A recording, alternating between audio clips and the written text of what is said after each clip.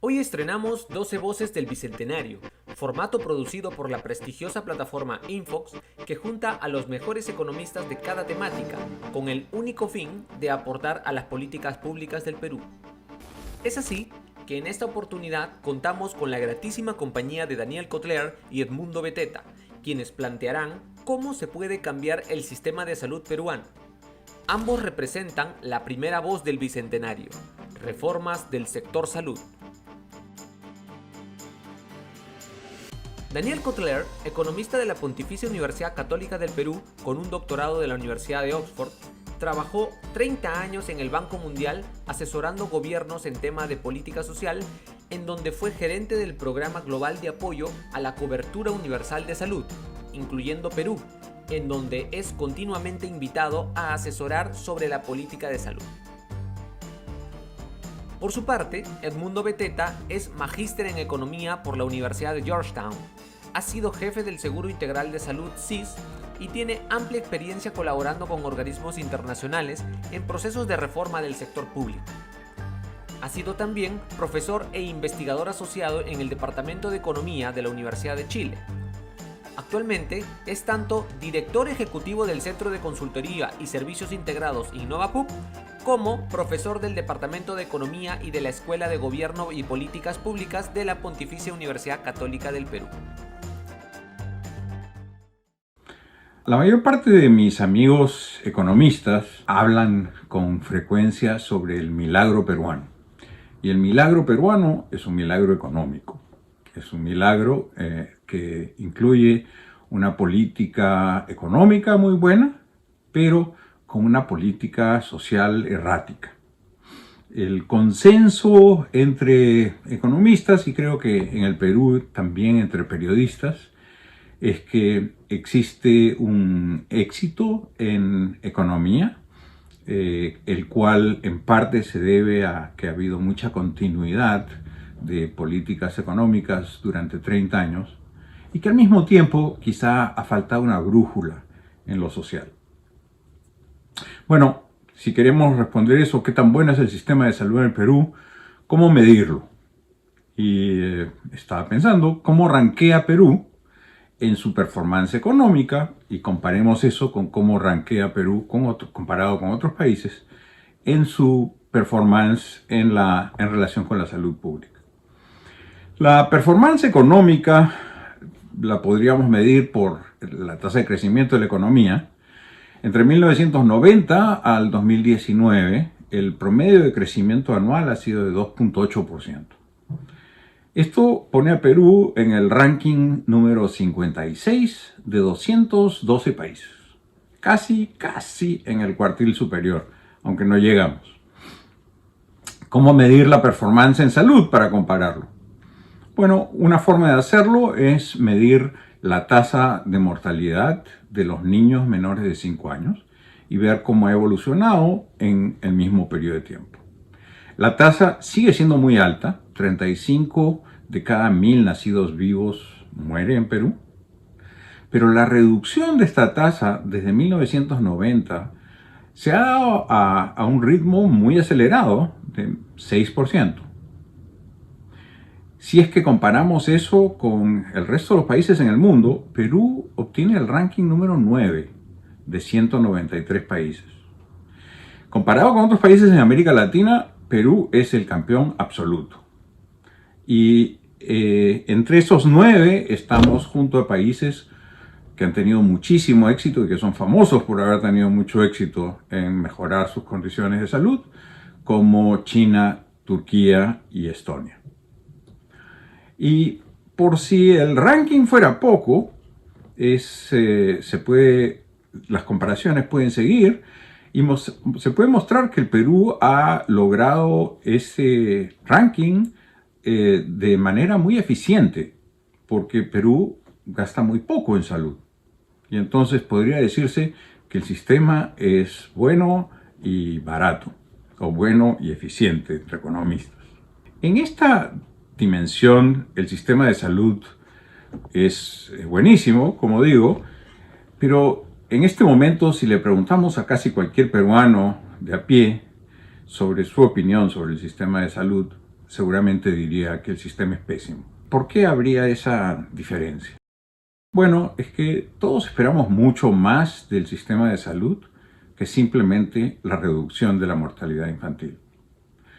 Esperamos que pagar por servicios de salud no nos lleve a la bancarrota. Esperamos buen trato cuando vamos a una clínica o a un hospital.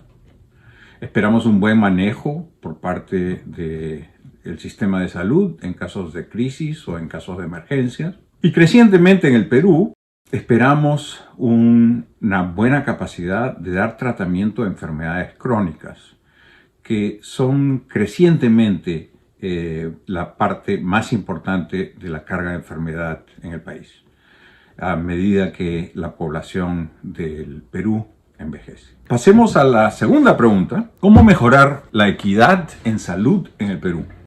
Este es un tema sobre el cual ha habido una discusión entre economistas y en general entre líderes de políticas públicas que nos ha llevado a una situación muy difícil. Les cuento la historia. A fines del siglo XX existía un consenso entre economistas. Habíamos sufrido durante décadas de estancamiento económico y más recientemente de hiperinflación. El modelo económico entonces buscaba maximizar crecimiento económico. Se esperaba que eso redujera la pobreza y a ese modelo se le debía complementar con pequeños programas antipobreza. En salud se crea el SIS, que daría cobertura a los pobres, complementando la cobertura de los trabajadores formales otorgada por Salud. Inicialmente, el SIS era un seguro de salud para que los pobres superaran la barrera económica en términos de salud. El lema implícito del modelo era: el que puede, que pague por la salud; el que no puede pagar, que reciba servicios del Estado. Ese modelo requería políticas públicas para focalizar en la población pobre y para incentivar la autoselección de los que sí podían pagar.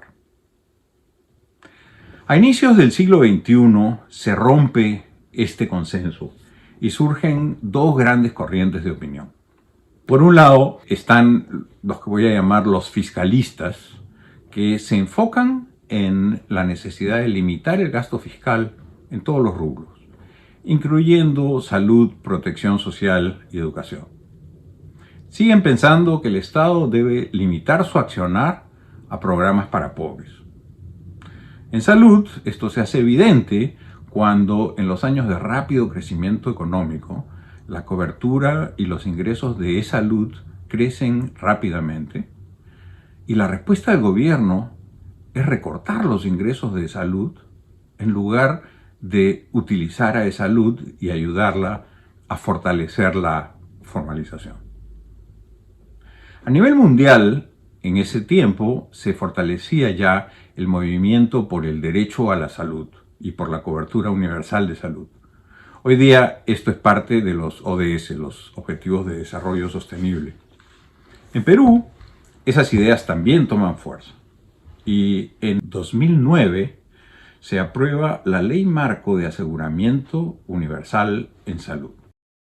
Esa ley transforma al SIS de un programa antipobreza en un instrumento para avanzar en el aseguramiento universal. Los fiscalistas ignoran la nueva ley, que, por ejemplo, obligaba al MEF a cambiar la forma de presupuestar al SIS, pagando una cápita por asegurado. Esto nunca se cumple. Personalmente creo que tanto el MEF como el SIS comparten responsabilidad en que esa parte de la ley nunca se haya cumplido.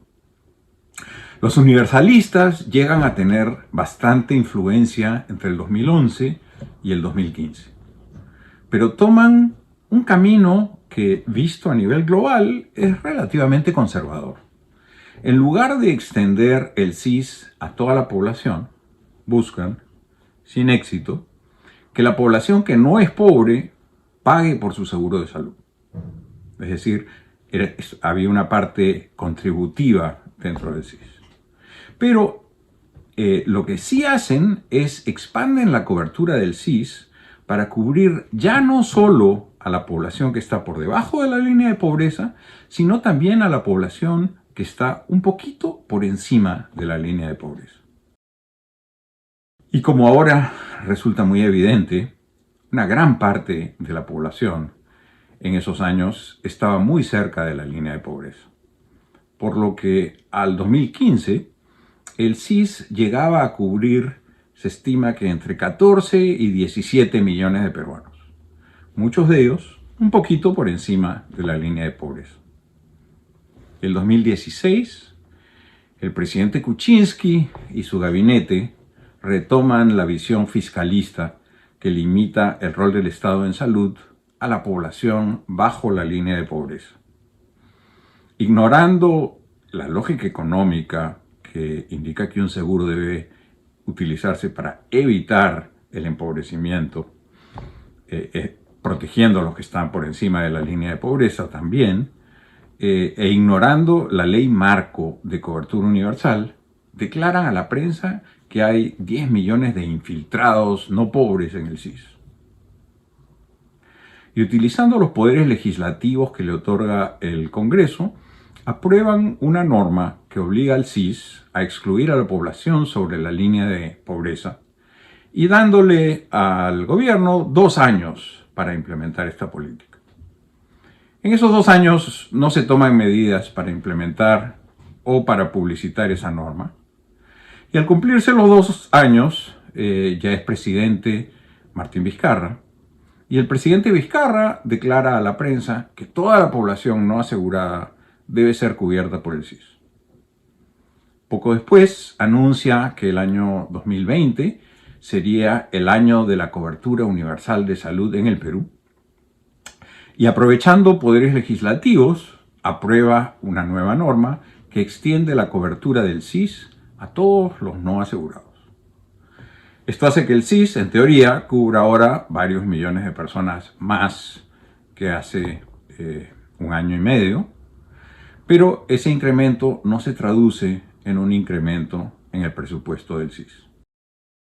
En conclusión, la corriente fiscalista y la corriente universalista han logrado ambas la aprobación de leyes que no han sido obedecidas por los gobiernos durante la última década. En años anteriores, la economía crecía, el Estado realizaba esfuerzos y fruto de ellos mejoraron ciertos indicadores a nivel nacional. Se redujeron la mortalidad general, la mortalidad materna, la mortalidad infantil, aumentó la esperanza de vida, pero estas mejoras fueron distintas y beneficiaron más a la población de mejor nivel socioeconómico. También se mantuvieron inequidades y brechas persistentes en perjuicio de la población rural respecto del ámbito urbano. Los esfuerzos del Estado llevaron a prometer cobertura financiera en seguros públicos y aumentó la afiliación. Actualmente, más de 20 millones de compatriotas tienen seguro integral de salud, que es un sistema no contributivo subsidiado, y un poco más de 10 millones están adscritos al sistema para trabajadores formales y sus dependientes, que es salud. A pesar de eso, el acceso a los servicios ha sido insuficiente e inequitativo. Por ejemplo, en años anteriores, en la encuesta nacional de hogares, veíamos que de la población que se enferma, solo cerca de la mitad recibe atención en establecimientos de salud como hospitales, postas, centros de salud. En el caso del CIS, esto es mucho más grave porque apenas 31% de los afiliados, cuando se enfermaron, pudieron atenderse en establecimientos de salud. Las mismas encuestas muestran como razones para no atenderse la insuficiente calidad de los servicios, problemas de lejanía y también problemas e insatisfacción con la calidad, que es una cuestión que nos debe preocupar muchísimo. En lo que es financiero, también hay diferencias de acceso según nivel socioeconómico. Cuando las personas se atienden y son trabajadoras o trabajadores formales y no pobres, cerca de 67% recibe cobertura gratuita. En cambio, la población pobre, cuando se enferma, mayoritariamente carece de atención gratuita y solo 37% recibe atención sin pagar, y de los afiliados al Seguro Integral de Salud, 1 de cada 2 recibe todos sus medicamentos gratis cuando se atiende. Otro indicador de insuficiente protección financiera de la población es el llamado gasto de bolsillo, cuando se contabilizan todos los recursos que son gasto en salud. En el caso peruano, 29% de ellos aproximadamente lo ponen los hogares, las familias, de su bolsillo en el momento en que se enferman y logran ser atendidas. Eso convierte al Perú en uno de los 5 países de América Latina con mayor porcentaje de este gasto de bolsillo, que es ineficiente e inequitativo. Claramente vemos que un desafío inmediato es lograr que el sector público movilice más recursos, es decir, que para proteger mejor la salud de la población haya mayor gasto público como porcentaje del PBI. Actualmente es un poco más de 3%, mientras que la recomendación de la Organización Mundial de la Salud es de 6%. Pero obviamente necesitamos también mejorar las capacidades de gestión para que esos recursos se puedan movilizar. En algunos años el Estado no ha logrado gastar ni la mitad del presupuesto para inversión y equipamiento de hospitales y centros de salud.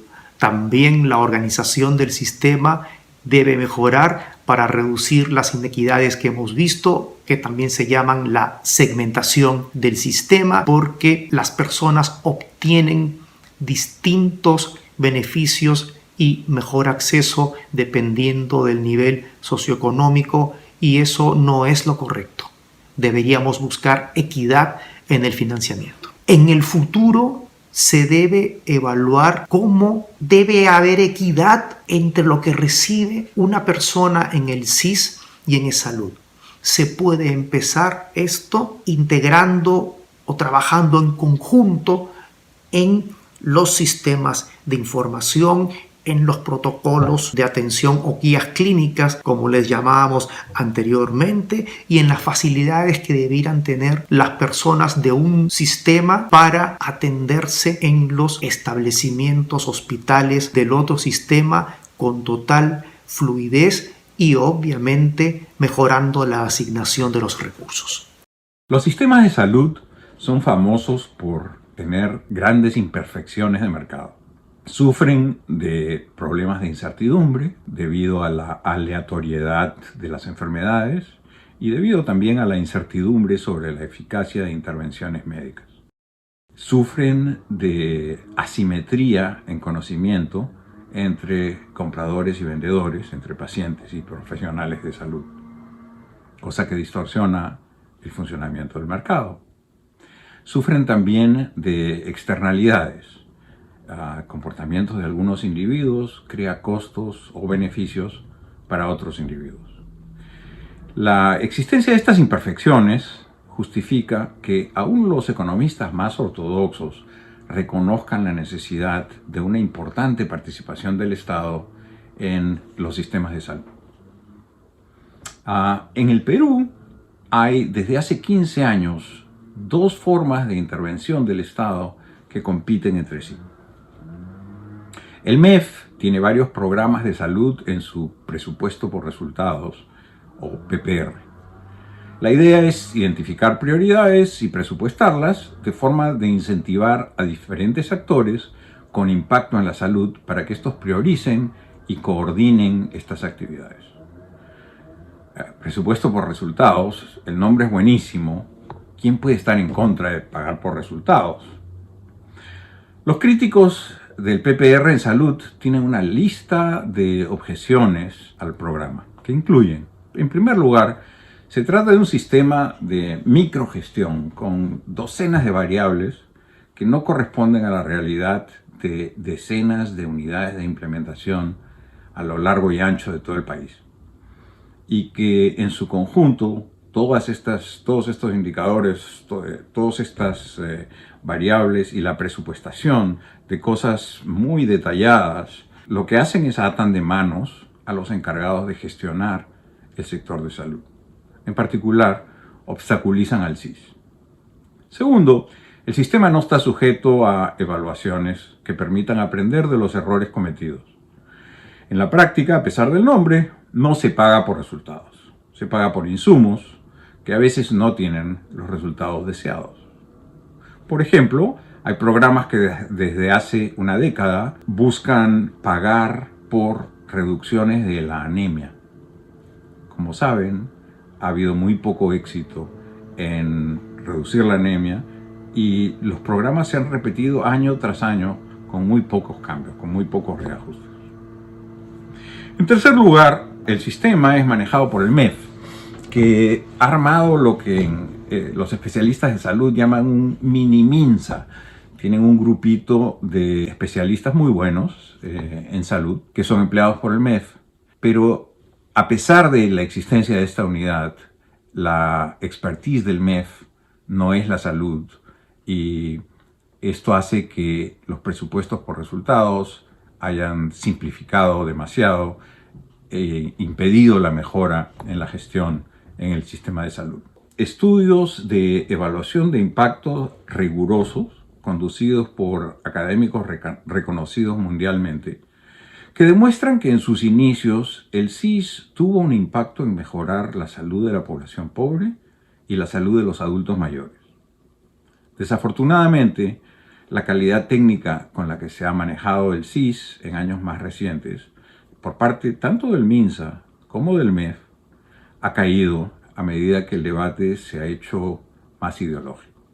El instrumento del MINSA para hacer lo mismo, para mejorar la eficiencia, es el SIS, el Seguro Integral de Salud. Este busca reproducir en Perú una función que existe en todos los países de la OCDE, donde hay un asegurador, que es un comprador poderoso en el mercado de servicios, y que a través de su peso y de su capacidad técnica puede influir en los administradores de los servicios de salud, buscando la implementación de tres cosas: priorizar poblaciones vulnerables, priorizar un paquete de beneficios que aplique los recursos disponibles a la carga de enfermedad del país de forma costo efectiva y que implemente mecanismos de pago a proveedores que sean transparentes, que eviten la corrupción y que otorguen los incentivos necesarios. Los críticos del CIS sostienen que el CIS no ha avanzado mucho en desarrollar las capacidades técnicas para estas tres funciones, que no es transparente en sus operaciones y que está sujeto a los vaivenes de la política. Adicionalmente, los gestores de clínicas y hospitales que debieran responder a los incentivos de este comprador no tienen la flexibilidad necesaria para gestionar y por tanto su capacidad de respuesta es muy pequeña. El desafío central de la reforma del sector en lo que es transversal en gestión y organización lo podemos resumir de la siguiente manera. Necesitamos como país fortalecer las capacidades de las instituciones públicas que realizan tres funciones: rectoría, financiamiento y provisión o prestación de servicios, que es lo que observa directamente el ciudadano cuando necesita visitar un hospital, un centro de salud, una posta. Empecemos con la rectoría. En el papel, el Ministerio de Salud, como ente rector, define los objetivos del sistema, conduce el sistema y plantea las reglas de juego. Sin embargo, hay otras entidades en el sector e incluso en el Estado que de alguna manera hacen algo similar con menos coordinación con el ministerio. Por ejemplo, existe el Seguro Social de Salud en el Ministerio de Trabajo, los sistemas de sanidad de fuerzas policiales y fuerzas armadas en los ministerios del Interior y Defensa respectivamente. Eso ya genera posibles ineficiencias en la infraestructura, en el uso de la misma, porque cada sector o ministerio tiene su propia red de atención y puede generar también inequidades y diferencias en el trato, siendo todas entidades públicas. Veamos algunos ejemplos sobre cómo se beneficiaría la población si el Ministerio de Salud es un líder efectivo en la rectoría. Primero, el rector debe establecer las prioridades en salud porque los recursos son escasos y deben usarse con transparencia de cara a la ciudadanía. Hace más de 10 años existe el Plan Esencial en Aseguramiento en Salud por ley. Sus siglas son PEAS y son 140 condiciones asegurables, es decir, enfermedades relevantes para las personas porque son un problema, por ejemplo, porque representan carga de enfermedad. El PEAS debiera ser un referente para establecer un presupuesto en salud y costear esas necesidades, es decir, una adecuada atención de toda la población en esas prioridades establecidas en el PEAS. 2. Permite también explicitar un contrato social, garantías y derechos para ciudadanas y ciudadanos. El Ministerio de Salud, en su función de rectoría, también debiera promover un mayor uso en todos los establecimientos del sistema de guías clínicas y protocolos de atención. ¿Qué son? Pautas que señalan cómo en promedio se trata a un paciente. Y eso es muy importante. Primero, ayuda a estandarizar la calidad y así darle mejor servicio a la población. En segundo lugar, también permite definir mejor referentes para costear adecuadamente las necesidades de financiamiento del sector para que sea más predecible y sostenible, especialmente en el caso de las prioridades de salud que actualmente se encuentran establecidas en el PEAS. El ministerio como rector también debería promover que se fortalezcan ciertas entidades públicas adscritas al mismo. Vamos a dar algunos ejemplos. En primer lugar, su salud debiera avanzar hacia una estructura de agencia de calidad, algo análogo a la SUNEDU en educación. Por lo tanto, debiera plantear condiciones mínimas para el licenciamiento, para que realmente hospitales, centros de salud y también establecimientos del sector privado cumplan con las condiciones básicas para que la población se atienda bien. Y ojalá en el futuro se pueda impulsar también un sistema de aseguramiento de la calidad. Otra entidad adscrita al ministerio es CENARES, que significa Central Nacional de Abastecimiento en Recursos Estratégicos en Salud. Se trata de una entidad que debería centralizar las compras públicas, es decir, comprar medicamentos, equipos, insumos, ojalá buscando ganancias de eficiencia, mejores precios para que estén disponibles en la cantidad adecuada y, por ejemplo, para que la población encuentre medicamentos en cualquier posta del país, en cualquier centro de salud u hospital. La segunda función clave en la reforma del sector salud es el financiamiento, que consiste en movilizar recursos, presupuesto para atender las necesidades de la población en centros de salud, hospitales y diversos establecimientos. Las entidades más conocidas en esto son el Seguro Integral de Salud, SIS, y es salud que cubren a la mayor parte de la población. El reto en financiamiento es que estos seguros públicos, uno, sean mejores para contratar con los establecimientos de salud y que asignen el dinero en función de necesidades, prioridades de salud, en función de la calidad con que se atiende a la población y tomando en cuenta que el personal de salud pública actualmente trabaja en condiciones que definitivamente son precarias en muchos lugares del país y que requieren ser mejoradas. Entonces, orientar adecuadamente el financiamiento es fundamental y agreguemos en la agenda que cada vez son más dañinas para la salud y el bolsillo de nuestros compatriotas las enfermedades de alto costo. Sobre eso también se requiere fortalecer un fondo que permita cubrirlas priorizando y con un buen uso de recursos. En la tercera función del sistema de salud de prestación de servicios también hay mucho por hacer. Lo que quiero destacar es que en los próximos años deberíamos contribuir con una adecuada rectoría y un adecuado financiamiento a mejorar la gestión de los establecimientos de salud, concretamente que puedan darle prioridad a lo preventivo, que puedan también trabajar con una lógica de red. ¿Eso qué implica?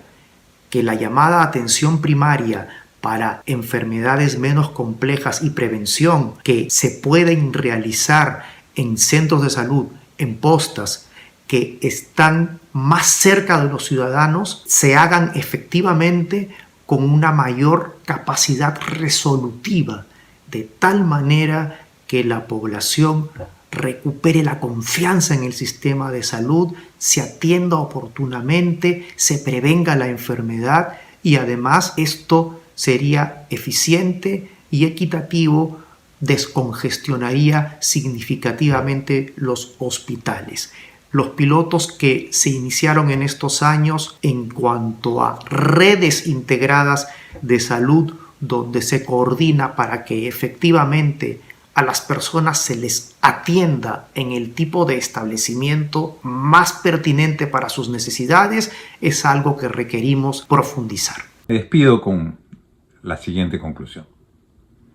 El sector de salud es complejo y para mejorar va a necesitar que muchos profesionales jóvenes se interesen en estudiar y mejorar la gestión del sector. Muchas gracias.